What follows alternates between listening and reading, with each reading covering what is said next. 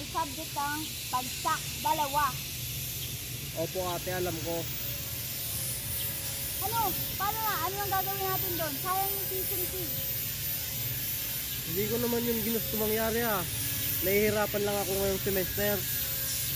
Mark, lahat mahirap, walang madali, lahat nahihirapan. Alam ko. Kaso, bigyan nyo pa ako ng isa pang chance. Paano? Eh, na ganun na. Anong nangyari? Nangyari na. Bigyan nyo ako ng isang chance. Gagawin ko lahat.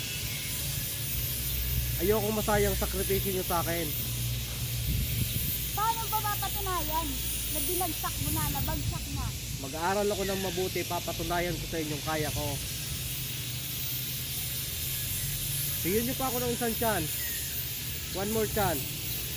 Pag-igihan mo, dahil last chance mo na yan.